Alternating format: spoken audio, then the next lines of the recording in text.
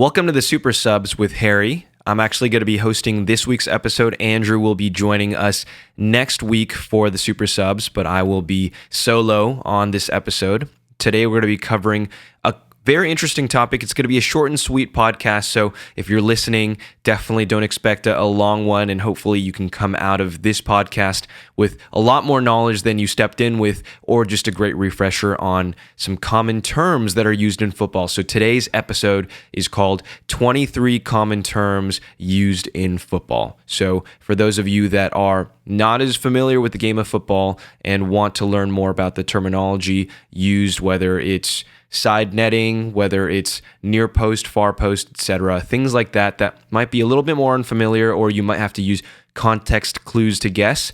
We're here today, or rather I'm here today, to give you a little bit more of a definition to those terms so you can know what people are talking about or what commentators are speaking of when you watch your next game. Before we step into today's episode of the Super Subs, I will be describing what I'm drinking today. Andrew's not here. Missing him just a little bit. This week got a little bit busy, so I'll be doing this episode on my own. But fear not, Andrew will be coming back, and we will actually be hopefully funneling in some guests in the next couple weeks to months. So definitely watch out for that. But as for my drink today, I am drinking out of a Fellow mug. As I said before, we are always looking for sponsors. We're definitely not a sponsored podcast, but this is my Fellow mug, to-go mug that I bring with me. It has a nice little lid, but inside is an espresso tonic, and I believe I talked about this drink on one of the previous podcasts. It's just an espresso shot mixed with tonic water. I believe it's 2 or 3 parts tonic water to 1 part espresso, and it's very good. Even if you squeeze a hint of lime juice in there, or put some people like to put orange blossom water, some people put all kinds of things. I know I'm getting a little bit fancy now, but I drink one of these every single morning when I wake up. Just tonic water and espresso shot, and it's very easy to make if you have some kind of espresso machine at home. So if you're interested in that side topic, DM me or DM the Super Subs Pod on Instagram or TikTok or Twitter, and we can talk more about coffee drinks. So I'll take a sip and we'll get right into it. Okay, so today's episode is going to be about 23 common terms used in football. I'm going to go quick, so hopefully this is going to be an episode where you learn and you keep learning constantly, minute by minute. I'm not going to spend probably more than a minute or 30 seconds on each term. So I'm going to define it. I'm going to put it into context a little bit, and then we'll move on. It's going to be in fairly alphabetical order because I want to have you as the listener remember if there's a certain term that was more interesting to you or stuck out to you. But all of these are used today, and some are more common than others, but all of these definitely have a place in the game today. So without further ado, let's get right into it. So 23 common terms used in football, starting with something called the 12th man. So when you are on a football pitch, well, that's another term. Football pitch also means football field. So when you're on the pitch or the field, when you're playing the game of football, it is 11 players versus 11. So a team consists of a goalkeeper and then 10 what are called outfield players, so players that are not the goalkeeper, and it's 11 versus 11.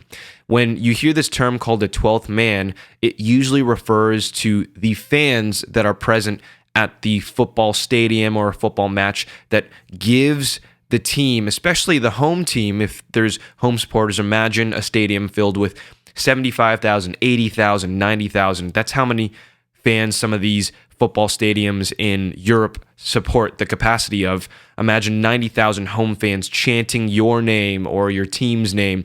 That's almost considered as the 12th man because it increases motivation, increases that just passion to play for your team, for the crest or the badge on your shirt. So that's what's known as the 12th man. So when some commentators refer to having a 12th man on your team as an advantage, it's just means the fans cheering and chanting for you to get you pumped up to play against the opponent. So next term is advantage. So this is a very important term to remember because when referees actually call the game or when they referee the game, there are moments where they're clearly may be a foul, or they could blow their whistle and stop the play right there and give a free kick. And we talked about free kicks in a previous episode, but they choose not to give the foul and they let the play go on. You'll see them actually go like this with their arms. So if you're watching on YouTube, I'm putting both arms up above my head, and that's actually called advantage. And the reason they give this is because maybe the ball is in play when the foul has occurred. Maybe the ball's still in play in a preferable area for the team that has the ball to still attack. So let's say I get fouled and someone tackles me and it's not a clean tackle and they go right into my ankle instead of the ball.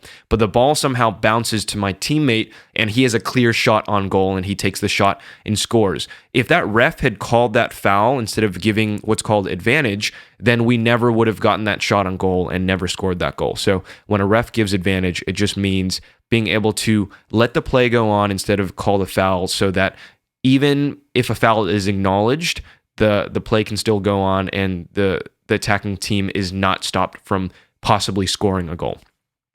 Next, we have bicycle kick. So bicycle kick, very much like what it sounds. It's a move that a football player makes when the ball is a little bit too high for them to head or out of position for them to get their body a body part on, other than them literally jumping up in the air, twisting pretty much or contortioning their back and putting their foot above their head and almost moving like a bicycle movement to kick the ball backwards over their own head. And it's also known as an overhead kick. And this is usually to score a goal. Sometimes it can be to clear the ball out of your own area to defend.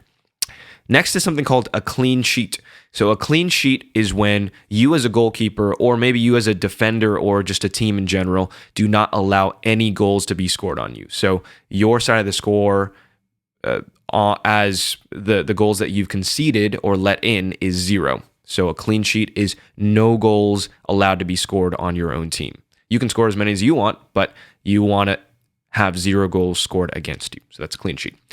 A derby, or a derby as it's pronounced in the UK, or if you have an English accent, because I'm American, I'm going to say derby, D-E-R-B-Y, is usually a football match between two fierce rivals. It can be regional rivals or rivals that have some history between them because they've been competitive at the top end of the football league table, for example, or they've been bitter rivals because of some kind of event, something that just gets the blood a little bit more boiling in terms of these two teams going against each other. So a derby is a match between two rivals.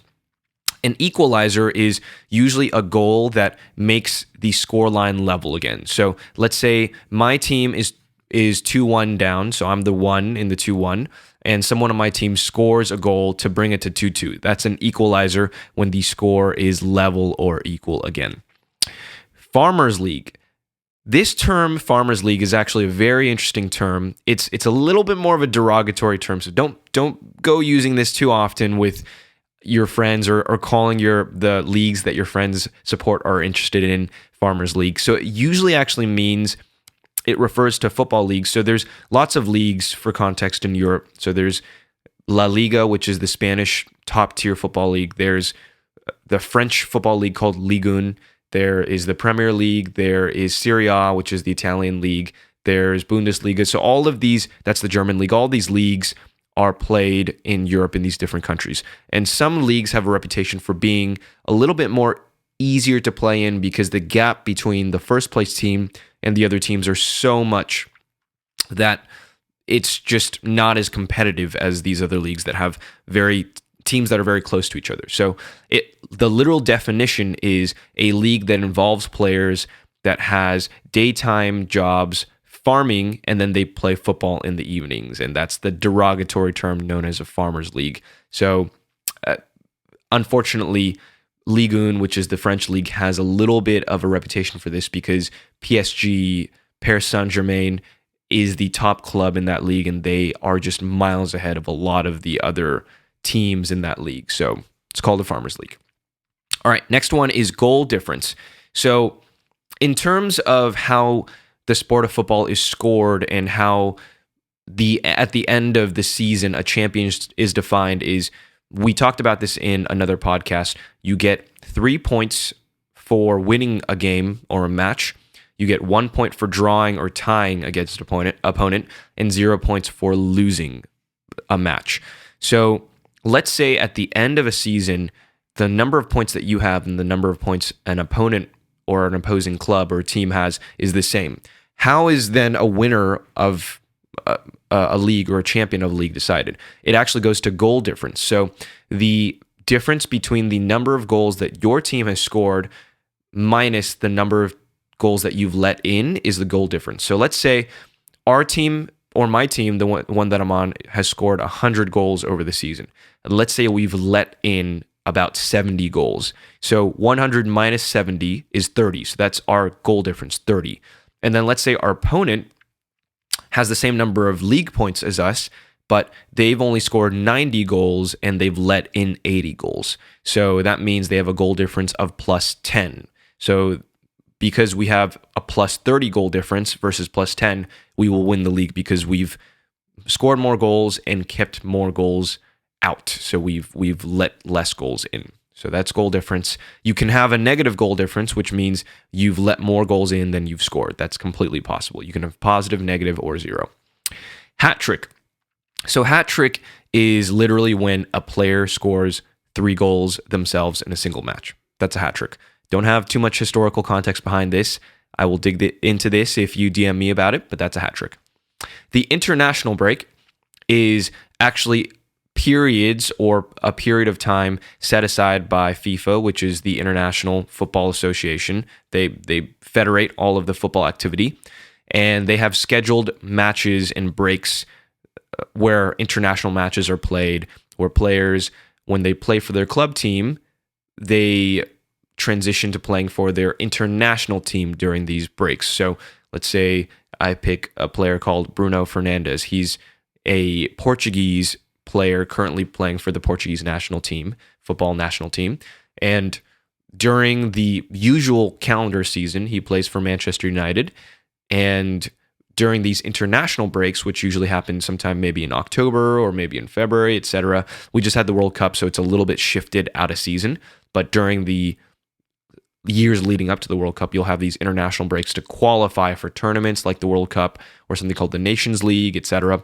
And these players will take a break from their club football and go into their international team to play for their national team and against other countries. All right, so our next term is called journeyman. So journeyman just means literally a player that has gone and hopped to a bunch of different clubs over the course of their career. So you'll hear a term also called a one club player or things like that. So one club man. So when you hear of a one club man, that's literally a player that has stayed with the same club or team their whole career, 20 years plus. They've stayed in the same club, they stay faithful. And then a journeyman is the opposite. So maybe they play 2 years here, then they hop, play 2 years here, play 2 years here, play 2 years here, etc. And then they're notorious for always hopping clubs and doing a few stints here and there. All right, so the next term is last man. The last man is actually more so a situation. It happens often in situations where a striker or a forward has the ball and they're running, or they get past the ball to them and they're running in a position where there's literally only one defender between them and the goal. So let's say I'm the forward, I have the ball, I got past the ball, it's a great pass between the lines, and literally I'm looking at the goal ahead of me, and there's literally only one defender between me and the goal, and I have the ball, and that just is a last man situation. So usually, and this is in the rule book, usually if that defender in front of me commits a foul on me, so like tackles me on my ankle, doesn't get the ball, shoves me aside, does something where it interrupts my play, usually it's a red card because it's the last man. It's stopping a clear goal scoring opportunity. So it's a last man situation. Manager. So you'll hear this term manager from time to time.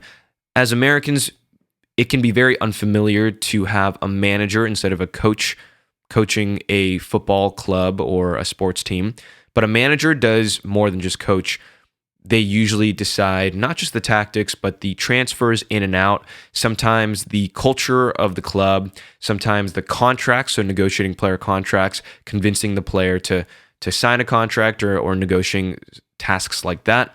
And then even overseeing other training sessions with maybe the academies and the youth, like the under 23 or the under 18, and setting strategy with other internal directors and things like that. So that's why in Europe and in worldwide football, the manager is referred to as a coach, and then they do other tasks in the club like that. So when you hear the term manager, you can think of coach, and then they have other tasks like that as well.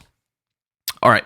Next term is near post, otherwise known as back post. So usually when this term is referred to or used, it's usually in a situation where you're either a goalkeeper or you're a forward looking to score on the goal. So let's say I'm a forward, I have the ball, and I'm looking to score on goal.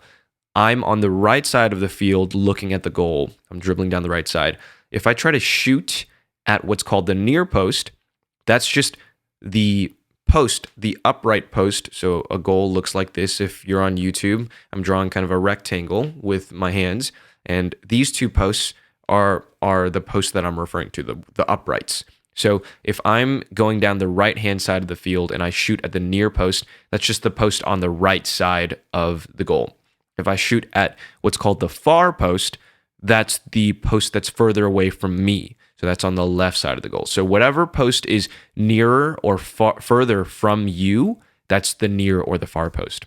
And that's just to help you as the forward or use the goalkeeper during training sessions, etc., or actual game situations to understand what to do. So do you want to cover your near post? Do you want to cover your far post as a goalkeeper? Do you want to shoot on the near post or far post? Usually it's better to shoot at a far post as a striker, and usually it's better to cover your near post as a goalkeeper because that's the more dangerous one that you always want covered. Okay, let's get to the next term. So the next term is one touch. So something called one touch is, it can either be a style of play or just an action during a game. So when you hear this word called touch, it just means how many times are you touching the ball when you're receiving it. So if I one touch the ball in a passing sequence, it means when someone passes me the ball in one touch, I don't just receive the ball, but I also pass it off to someone else. So when I refer to something called two touch, it just means I receive it with one touch of the ball, and then I'd use another touch to pass the ball off to someone. So there's one touch, two touch, three touch, etc. So just the number before the word touch refers to how many times you're touching the ball before you give it to someone else. So one touch, again, someone's passing me the ball, I pass it to someone in the same touch that I receive the ball in. So it's almost like redirecting the ball somewhere else. And it's very useful for quick plays, counterattacks, and just being able to pass without the opponent reading or intercepting the ball too quickly. Okay, next term is called parking the bus. So parking the bus means when it's more so a tactic that some managers or coaches will use in football when you want to play more defensive. So this can happen if you're leading in a game, or just coming in as a tactic you're using against a team that's maybe even better than you, or you just want to use this tactic. Parking the bus means literally it's a figurative speech for parking a school bus or a long bus on the field so attackers can't get into your goal and score, squeezing the spaces, not having any gaps for any attackers to pass into or dribble into, so that there's no chance that they'll score on your goals. Just parking the bus, almost like putting the Great Wall up so that no one can come in. It also eliminates how you can attack, so pretty much you're just defending the whole game. That's called parking the bus. Relegation. So this is a concept, this is a terminology that Andrew and I will get into in a separate episode. Relegation is this concept that's very unfamiliar to American sports, but very interesting, and I would say personally incredibly exciting to watch other sports, European sports, especially football. It's this concept that usually the 2 or 3 worst teams that have the least amount of league points per season actually drop down to a lower league. And that means less money for them, less sponsorships, less exciting players coming to their clubs, and they have to actually claw and fight their way up to get promoted on a subsequent season to get back to the league that they came from. So that's what it means when you've heard, or if you hear a team getting relegated from one league to another. Okay, so shin pads or shin guards. So this is a very simple one. When players are going in for tackles, usually the most vulnerable area are your shins, because players will sometimes go in for tackles, miss the ball, and have their studs on your shin. They could break your shin. So shin guards or shin pads are now enforced in football worldwide. So you have to wear a shin pad when you play football. As a side note, some players wear shin pads that are just this small just to get by, almost kid or infant size shin pads, just because sometimes shin pads feel like they inhibit your movement, which sometimes they do. All right, so next term is called touch line. So touch line just literally just means the boundary line, the marking on the side of the pitch, making sure that it indicates where the ball can be in play and when it's out of play. And we talked about when a ball is in play, the whole of the ball has to cross the whole of the line in order for it to be out of play. If not, then it's still in play, even if it's touching the touch line.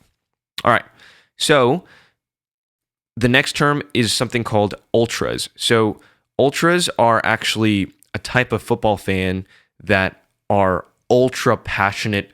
You can think of the word ultra as ultra passionate, but also sometimes ultra violent, I would say, and a little bit too passionate, over the top. Some fans take, I would say, football a little bit too seriously and a little bit too much to heart. I mean, it is like a religion to a lot of people, but they'll shout, scream, and even fight other people. But most of the time, these types of fans, ultras, are found in Europe, and they're just so passionate. You see them light flares and just sing songs about their team, and it's amazing to see. But there's also sometimes a darker side to it that we don't want to see in the game as well. All right, 3 more terms. So the next term is called volley. So a volley is usually a shot, but sometimes a pass, where the ball's still in the air and you kick it while it's in the air towards your intended target, whether it's the goal or another player. So that's what it means by volley. There's something called a half volley, where the ball is coming from the air towards you and it bounces, and then once it bounces up, when it goes back into the air, that's when you kick it. So on the up bounce, that's the half volley. On the down, pretty much trajectory towards you even before it's touched the ground and you hit it, that is a full volley. So there's a full volley and half volley, just to clarify the different types of volleys if you see a volley. And volleys are, I would say, some of the most exciting goals to watch, because the ball's in the air, you have to be deadly accurate or just a little bit lucky and hit it towards the goal, and then bam, you have an amazing goal. Okay, so woodwork. This term just literally refers to the posts, so the posts of the goal, or the crossbar, which is this horizontal bar on the top of the goal, so the posts or the crossbar. And usually it's because the goals were previously historically made of wood, so the goal posts, so the crossbar and the uprights were made of wood, and now it's made of a different material, a lot lighter, but it's still referred to as the woodwork. So if a shot goes off the post or off the crossbar and it looks like it's about to go in, but it just pings off, a lot of commentators will say, oh, it just went off the woodwork. Okay, so last term before we end is something called a yo-yo club. So a yo-yo club is it's related to this term relegation that we previously had. So relegation's when you drop down from one league to another. A yo-yo club means a team or a club that drops down to a league, goes back up, gets promoted, and gets relegated again, gets promoted. And usually this is because they are just good enough to play in that upper league, but not good enough to stay. And they're too good for that lower league. So they're just in between and they just can't get a footing. And a good example of this, except this season is an exception, a good example of this is a club called Fulham in the UK in the Premier League, or Norwich. And Norwich drop down, go up, drop down, go up. Bournemouth is also another example of a club like this. So there's a lot of clubs that are just straddling that line of being good enough for the top league, but just not good enough to stay. Cool. So that was 23 common terms in football. I know I went fast. Feel free to rewind if you want to hear any of those terms over again. We'll probably be making a few clips of this, so you can check us out on Instagram, TikTok, on Twitter, all of the social medias, just to get a few refreshers on these terms. Hopefully that was helpful.